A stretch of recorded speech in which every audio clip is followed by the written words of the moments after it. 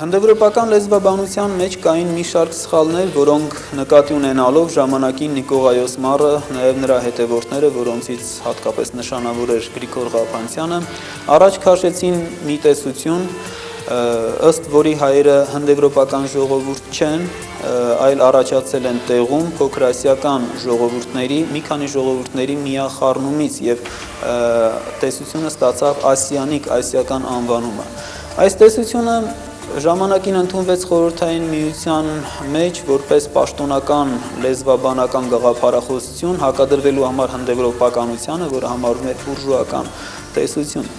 Սակայն տեսությունը ինքը շատ երկար կյանք չունեցավ, որովհետև տեսության դեմ հանդես եկավ ինքը Ստալինը եւ տեսությունը վերացավ անկախ քաղաքական հանգամանքներից։ Պետք է նշել, որ տեսությունը իսկապես գիտական քննադատության չէր ենթարկվում, որովհետև համաշխարհային պատմության մեջ չկա մի դեպք, երբ երկու տարբեր ժողովուրդներ միաձուլվեն եւ առաջանա երրորդ ժողովուրդը։ Միշտ լինում է հիմքում մի ժողովուրդ, որին միանում են տարբեր ցեղեր եւ ցեղախմբեր, բայց հիմնական ժողովուրդը մնում է անփոփոխ։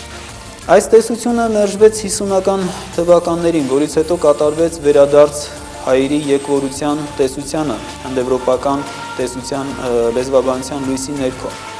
Սակայն այդ ընթացքում հայտնի էին դարձել բազմաթիվ փաստեր եւ ուսումնասիրություններ, որոնք որոշակիորեն ցույց էին տալիս, որ հայկական լեռնաշխարհում հայ էթնոսը գոյություն է ունեցել եւ թողել է իր անունները արձանագրությունների մեջ Քրիստոսից առաջ 7-րդ դարից շատ վաղ, առնվազն 9-րդ դարի Վանի թագավորության սեպագրերում բազմաթիվ են հայանուն աստվածների, հայկական տեղանունների եւ անձնանունների հիշատակությունները։ Այդ է պատճառը, որ հայերի եկվորության կողմնակիցները ժամանակագրական սահմանը ետ տարան հասցնելով Քրիստոսից առաջ 12-րդ դարին, բայց մնացին իրենց դիրքերում հայերին համարելով եկվոր ոչ տեղաբնիկ ժողովուրդ, որի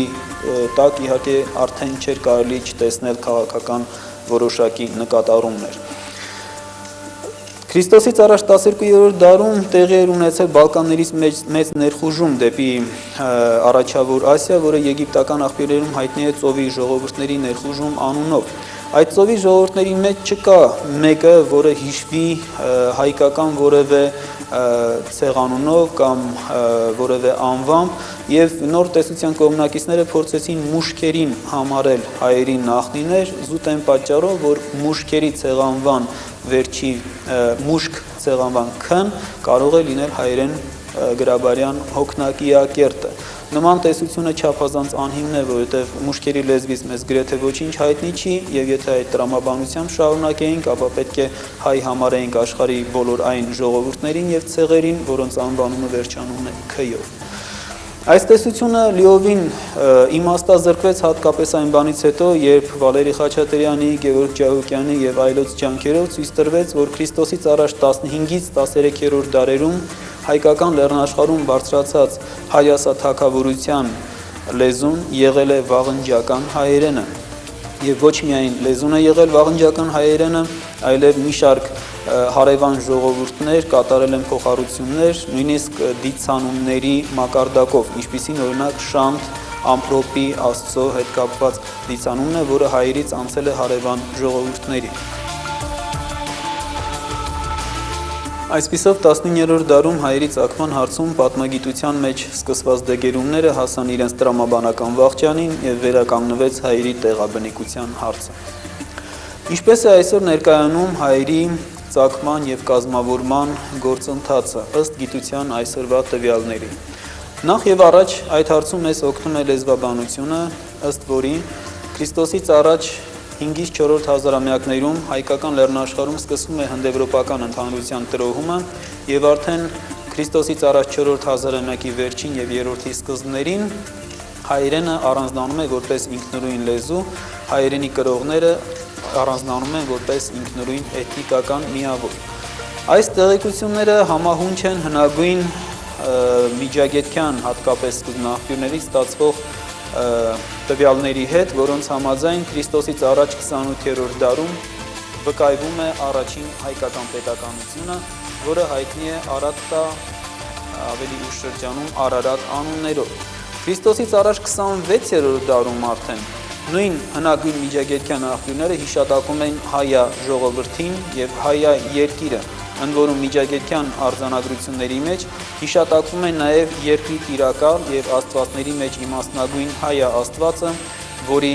որդին էր համարվում ամենայն հավանականությամբ մեր հայկնահապետը։ Քրիստոսից առաջ 24-րդ դարից սկսած հնագույն միջագետքյան և սիրիական սկզբնաղբյուրներում հիշատակվում է հայերին օտարների կողմից տրված ամենահայտնի անվան, Արմեն, Արմենիա անվան նախօրինակները։ Դրանք Քրիստոսից առաջ 24-23-րդ դարերում հիշատակվում են Արման, Արմի, Արմանի, Արմանում և այլ տարբերակներով։ Այսինքն, իմի բերելով տեսնում ենք, որ Քրիստոսից առաջ 28-ից 24-րդ դարերի սկզբնաղբյուրներում արդեն վկայված են հայերի գրեթե բոլոր տարածում գտած անվանումները, և հայ ինքնանվանումը, և Արման, Արմենիա անվանումը, և Արարտա, Արարատ անվանումը։ Իմի բերելով մեր ունեցած տվյալները կարելի է որոշակիորեն ասել, որ հայկական էթնիկական տարրերը, հայկական ցեղերը հնդեվրոպական միասնությունից անջատվելով Քրիստոսից առաջ 4-րդ հազարամյակի վերջերին, շուրջ 3000 թվականից սկսած Քրիստոսից առաջ ինքնուրույն միավոր էին կազմում և ստեղծում են իրենց առաջին պետականությունները։ Հայկական ցեղերի միավորման և որպես մեկ միասնական ժողովուրդ կազմավորվելու գործընթացը տևել է ավելի երկար։ Քրիստոսից առաջ 3-րդ հազարամյակի սկզբից հայերը, հայկական ցեղերը անցնում են վաղ պետական կազմավորումների ժամանակաշրջանը և թերևս 3-4 հազարամյակները հենց հայ ժողովրդի կազմավորման առաջին այդ կարևոր փուլն է իրենից ներկայացնում։ Քրիստոսից առաջ 2-րդ հազարամյակի վերջին և հատկապես առաջինի սկզբին հայկական լեռնաշխարհում ապրող մեծ մասամբ հայկական և հայալեզու ցեղերը միավորվում են մեկ համահայաստանյան պետականության մեջ և համահայաստանյան պետականությունը կերտում, ձևավորում և վերջնական տեսքի է բերում հայ ժողովուրդ կոչված հասկացությունը և այդ ժամանակվանից սկսած է, որ մենք որոշակիորեն կարող ենք խոսել մեր ժողովրդի կազմավորված, արդեն վերջնականորեն կազմավորված ժողովրդի մասին, իսկ հայերի որպես ինքնուրույն էթնիկական միավորի մասին մենք անշուշտ պետք է նշենք նրա 5000-ամյա տարիքը և նշենք նաև, որ հենց իր պատմության արշալույսին մեզանից շուրջ 4800 տարի առաջ հայկական հայախոս մարդիկ, մեր նախնիները ստեղծվեցին իրենց պետականության առաջին միավորները, այսինքն կազմակերպեցին մարդկային հասարակության գոյության բարձրագույն ձևի մեջ։ Այսպիսով, եթե խոսելու լինենք առասպելների և ավանդազրույցների լեզվով, մենք հայերս սերում ենք աստվածների մեջ իմաստնագույն հայա Աստծուց, նրա ժառանգորդ Հայկ Նահապետից և մենք այս երկրում աստվածային օրենքների պահապաններն ենք համարվում։ Եթե խոսելու ունենք գիտության լեզվով, ապա մենք հայերս հնդեվրոպական ծագում ունեցող ժողովուրդ ենք և մեր լեռնաշխարհում բնիկ ենք եղել գիտության ամենավաղ հայտնի տվյալներից սկսած և մենք Քրիստոսից առաջ 4-րդ հազարամյակի սահմանագծից ի վեր որպես ինքնուրույն ժողովուրդ տերն ենք այս լեռնաշխարհի։ Մենք հավատում ենք նաև պատմական այն օրինաչափությանը, որ ամեն բան վերադառնում է իր շրջանս յուր և համոզված ենք, որ նույնպիսի վաղճան պիտի ունենա մեր երկրի ու ժողովրդի ապագան, վերադարձ իր նախասկզբնական վերության։